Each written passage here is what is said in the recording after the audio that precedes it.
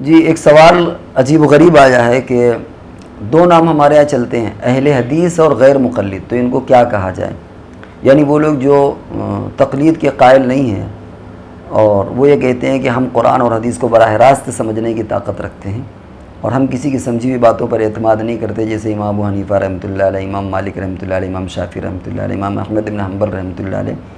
تو ہم لوگ براہ راست قرآن سمجھیں گے، تو وہ اپنے آپ کو اہل حدیث کہتے ہیں اور بعض لوگ ان کو غیر مقلد کہتے ہیں۔ تو اس کی حقیقت کیا ہے، یہ اصل میں کیا ہے، اور یہ اہل حدیث کہاں سے نکلا؟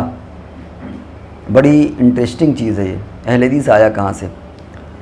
اصل اگر آپ قاعدے کے اعتبار سے دیکھیں تو یہ غیر مقلد ہیں۔ غیر مقلد، مقلد کا مطلب کیا ہوتا ہے؟ مقلد کا مطلب یہ ہوتا ہے کہ کسی کی سمجھ پر، کسی کی ریسرچ پر اعتماد کرنا،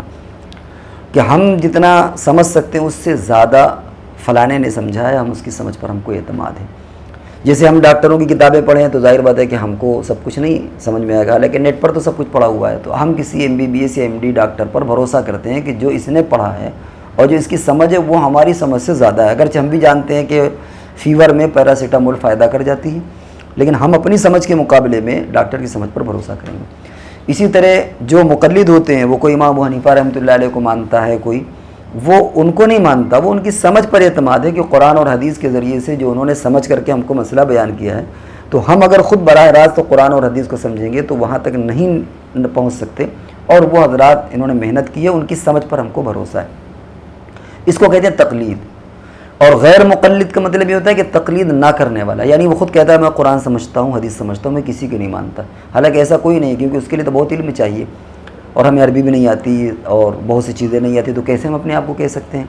تو ان کو کہہ دیا جاتا ہے غیر مقلد، اور اصل نام جو اہل حدیث کا وہ غیر مقلد ہی ہے، کہ یعنی یہ کسی کی تقلید نہیں کرتے، خود دعویٰ کرتے ہیں کہ ہم براہ راست قرآن حدیث کو سمجھیں گے، تو اصل ان کا نام غیر مقلد ہے۔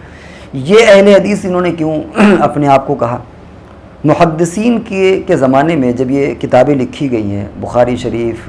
مسلم شریف، ترمذی، ابو داؤد، نسائی، ابن ماجہ، موطا، یہ جب کتابیں لکھی گئی تو اس زمانے میں دو اصطلاحاتیں چلتی تھیں، اہل رائے اور اہل حدیث۔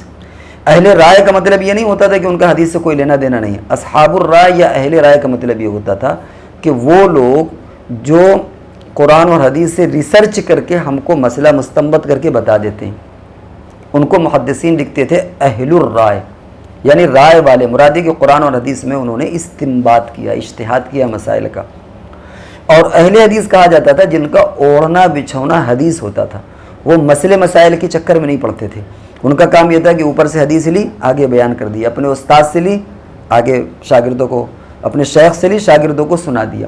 ان کی ساری جد و جہد اور سارا اوڑھنا بچھونا، سارا فوکس ان کا ہوتا تھا وہ روایت حدیث پر، نقل حدیث پر، یعنی حدیث کو نقل کرنے پر۔ نقل سے مراد اردو والا نقل نہیں ہے، یعنی اوپر سے لے کر کے نیچے تک دینا، صحابہ سے لے کر تابعین کو دینا، تابعین سے لے کر کے طبع تابعین تک دینا، اوپر سے سنا اور نیچے اس کو بیان کر دیا۔ باقی اس کی گہرائی میں کیا ہے، اس کے ڈیپتھ میں کیا ہے، اس سے کون سا مسئلہ مستنبط ہوتا ہے، ان کو اس سے زیادہ سروکار نہیں تھا۔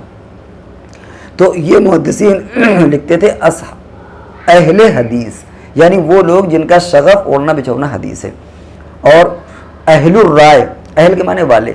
اہل الرائے کا مطلب رائے والے، یعنی یہ قرآن اور حدیث پڑھتے ہیں، لکھتے ہیں، سمجھتے ہیں سب کچھ، لیکن یہ مسائل کا استنباط کرتے ہیں۔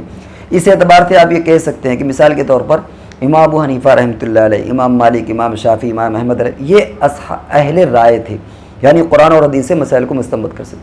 کرتے تھے۔ اور آپ یہ کہہ سکتے ہیں کہ امام بخاری، حالانکہ امام بخاری اہل رائے بھی تھے اور اہل حدیث بھی ہوئے، کیونکہ وہ دونوں کام کرتے تھے۔ اور آپ یہ کہہ سکتے ہیں مثال کے طور پر امام مسلم، امام ترمذی، امام ابو داؤد، امام نسائی، امام ابن ماجہ، یہ حضرات کیا تھے؟ یہ اور بھی بہت سے محدث تھے، وہ اہل حدیث تھے، یعنی ان کا اوڑھنا بچھونا حدیثیں تھیں، حالانکہ وہ حضرات استنباط بھی کرتے تھے۔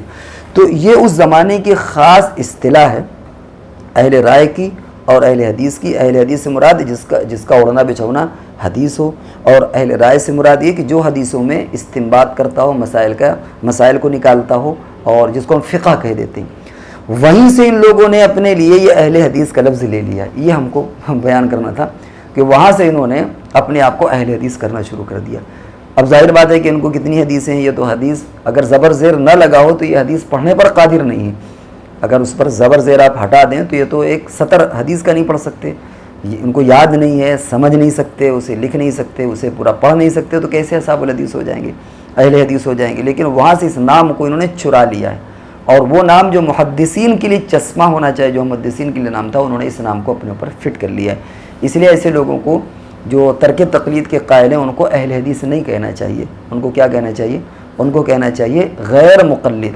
تو یہ ایک مختصر سی معلومات تھی، مناسب معلوم ہوا کہ آپ کے سامنے اس کو پیش کر دیا جائے۔ امید ہے کہ آپ اس سے محظوظ ہوں گے، لطف اندوز ہوں گے۔